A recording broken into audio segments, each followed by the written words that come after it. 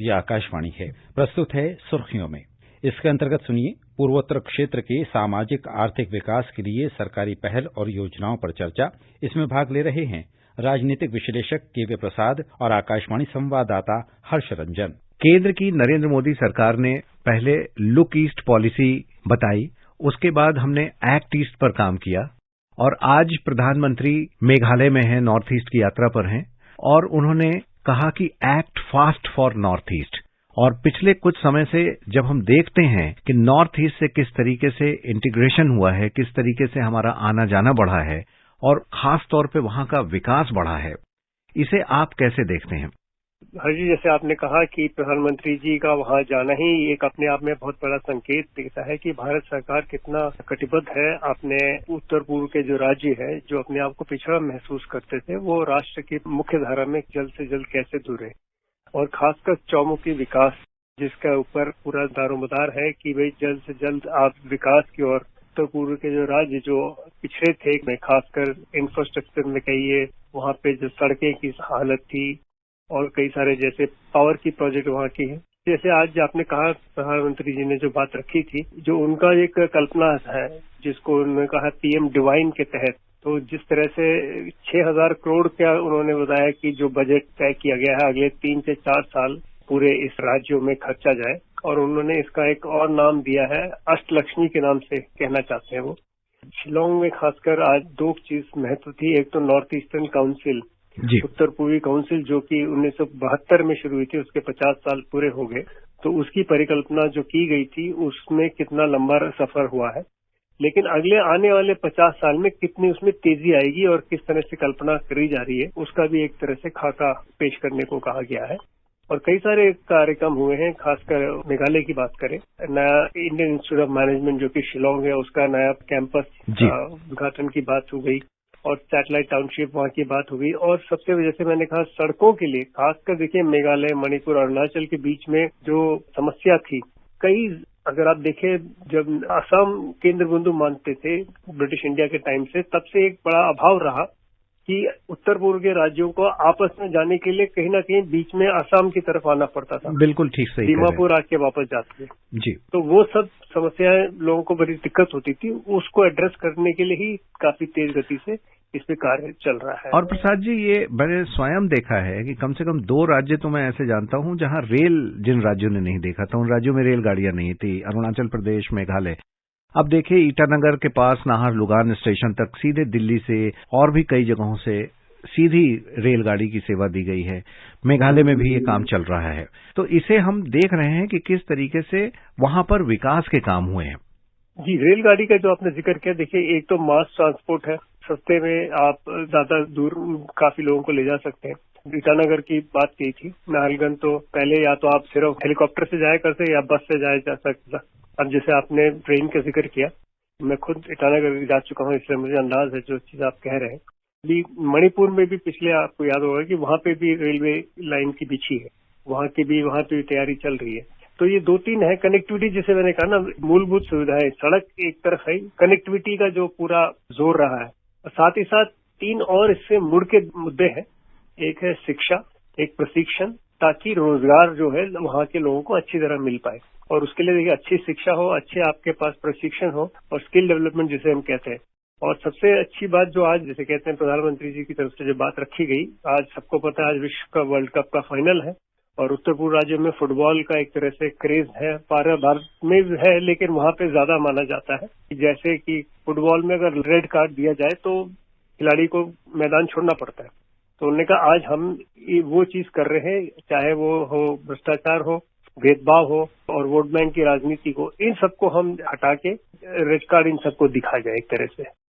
प्रधानमंत्री मोदी का जब से प्रधानमंत्री बने हैं, शुरू से ही नॉर्थ ईस्ट के डेवलपमेंट पर जोर रहा है कि वहां ज्यादा से ज्यादा विकास हो। हमने शुरुआती दौर में ये भी देखा था कि वहां डीजीपीज के कॉन्फ्रेंस भी कराई गई थी।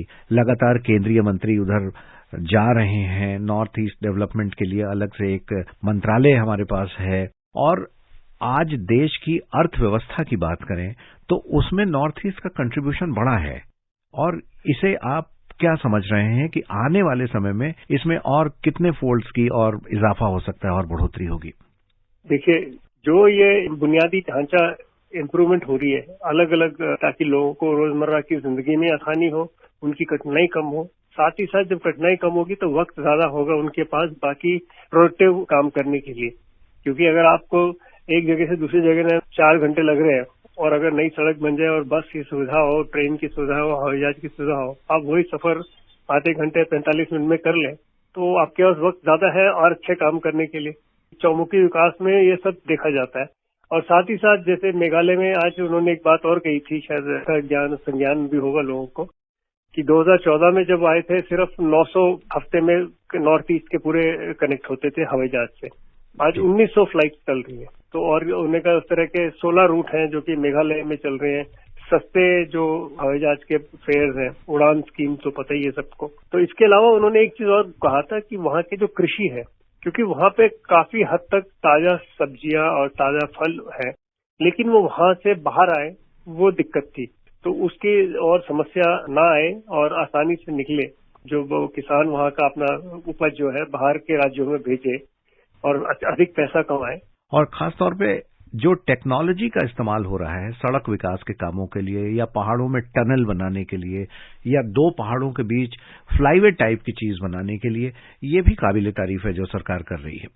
जी, ये तो देखिए एक फायदा है कि हमारे पास नई टेक्नोलॉजी है। ये नई तकनीक के साथ हमारे जो इंजीनियर हैं काबिल हैं और साथ साथ दिखा रहे हैं विश्व में कि हम इस तरह की कठिन जो जगह है या खासकर पहाड़ी दुर्गम इलाके हैं वहां पे भी हम आम लोगों के लिए सड़क बना सकते हैं जो कि हर मौसम में ठीक रहे।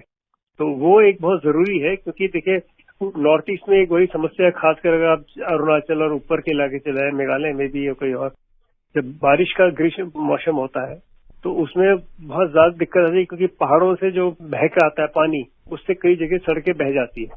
तो ये बहुत भूस्खलन की भी समस्या रही है कई जगह। तो ये सब चीजें आपको आधुनिक तकनीक के साथ रोकने का आपके पास साधन भी है। और अगर जैसे आपने कहा गुफाएं बना रहे हैं तो ये इसका मतलब है आप किसी भी मौसम में भी किसी वजह से एक जगह से दूसरी जगह आवाजाही के लिए कार्य हो सकेगा।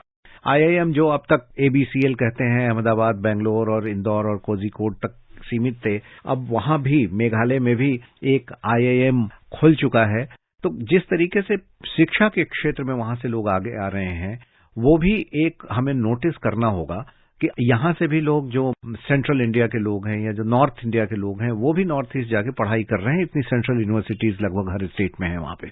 जी, ये आपने बहुत अहम बात कही थी और शायद प्रधानमंत्री के एक वक्त में ये इसका भी जिक्र था कि वो चाह रहे थे कि कम से कम 100 भारत के अन्य जो विश्वविद्यालय है वहां से बच्चे जाके पढ़े बाकी नॉर्थ ईस्ट में, ताकि एक तरह से कल्चरल इंटीग्रेशन भी हो, एक दूसरे को समझ सके। तो जब आप 1 साल 2 साल वहां बैठ रह के पढ़ेंगे तो वहां की पद्धतियों को आपको अच्छी तरह से जानकारी होगी और दोस्तियां बढ़ेंगी। जब दोस्ती बढ़ेगी तो आपको पता है स्कूल और कॉलेज में जो दोस्तियां होती हैं वो कई सालों तक दशकों चलती रहती है, चाहे बीच में ना मिले, लेकिन जब मिलते हैं तो ऐसे मिलते हैं जैसे कल ही बिछड़े थे।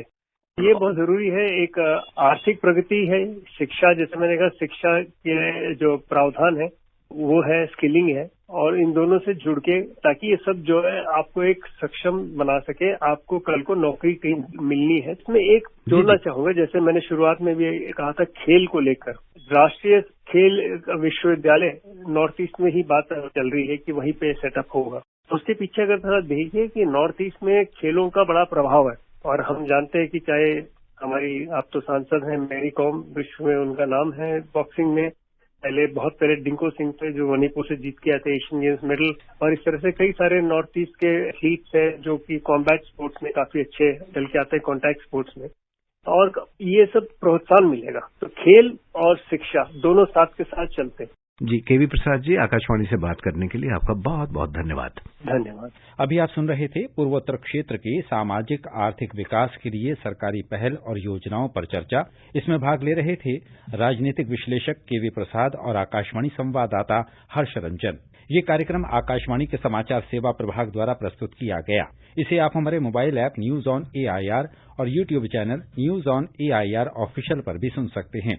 इस कार्यक्रम के संबंध में अपनी प्रतिक्रिया आप हमें ईमेल कर सकते हैं।